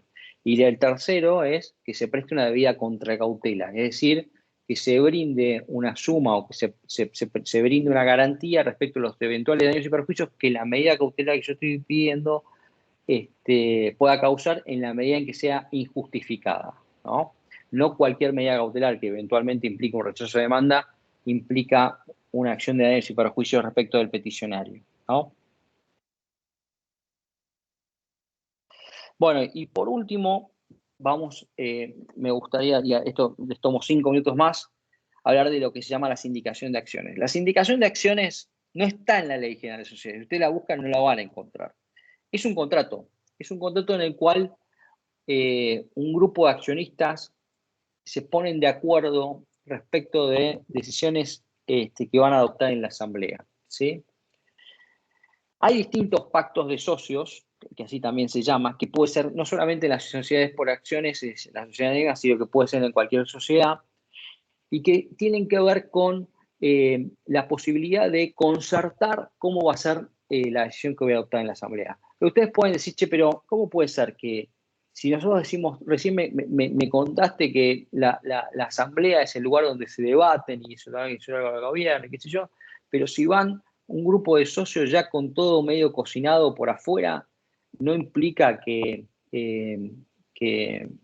están, digamos, trasladando la decisión asamblearia a otro ámbito? No necesariamente. Hay un viejo fallo que se llama Banco Avellaneda, de la Cámara Comercial de la Capital Federal, que dijo que en la medida en que no haya un interés contrario por parte de los socios, ¿sí?, que se hayan concertado, esto no necesariamente implica una cuestión que afecte la imperatividad o el orden público societario como ustedes lo quieran ver, ¿sí? Esto tiene algún viso de certeza en la medida en que también se permiten operaciones con acciones que podrían tener el mismo efecto, como por ejemplo el usufructo. Si yo permito el usufructo de las acciones, es decir, que alguna persona se pueda servir de los derechos políticos económicos de las acciones contra la mera prestación de un precio, y aún siendo yo todavía el titular de las acciones, no hay ningún inconveniente en que haya algún tipo de concierto de los accionistas que vayan con alguna posibilidad. Imagínense un grupo de accionistas minoritarios, ¿no?, que mediante esa sindicación de acciones por ahí pueden acceder y pueden ponerse de acuerdo para votar acumulativamente y poder acceder a una silla en el directorio, que si van atomizados y eventualmente no lo puedan hacer. Si van separados, ¿no? En ese caso, como dice el viejo dicho, la unión hace la fuerza y les permite afrontar a la mayoría con un poquito más de masa crítica, ¿no? Con lo cual tenemos, por un lado, los sindicatos de voto, que vienen a ser estos, ¿no?, que son un contrato, ¿no? Es más, cuando no se ponen de acuerdo, hasta pueden tener una cláusula de arbitraje interna en ese contrato. De todas maneras, ese contrato no es digamos, oponible a la sociedad. Es un contrato entre terceros, que son los socios, que no es oponible a la sociedad, independientemente de que las consecuencias de la conducta de los socios en la asamblea pueda tener efectos internos dentro del contrato, y puede tener a su vez algunos sindicatos de bloqueo, donde los accionistas, sin prohibirse la libre transferencia de acciones, digan, bueno, de todas maneras, si vos vas a vender las acciones, primero nos tenés que preguntarnos nosotros, primero nos tenés que... Es como una suerte de contrato de SRL. Vieron que podía haber limitaciones respecto a la transferencia, que no se pueden prohibir, pero se pueden limitar. Bueno, en realidad en la SA no tienen esas limitaciones, pero yo por un contrato puedo, por ahí, si yo me obligo, bueno, me obligo a que si quiero vender, les tengo que ofrecer a ellos primero las acciones por si me las quieren comprar, ¿sí? Bueno, con esto me parece que vimos todo por hoy. No sé si tienen alguna pregunta, alguna duda para evacuar ahora. No, todo claro, profe. ¿Todo bien? Sí. Bueno, fantástico. Bueno, chicos, entonces los libero para que sigan disfrutando del calor de este veranito porteño, y nos vemos la semana que viene. Muchas gracias, Polo. Muy bien. Gracias, Chao. profe. Hasta luego. Buen fin de semana. Buen fin de semana. Que estén muy bien.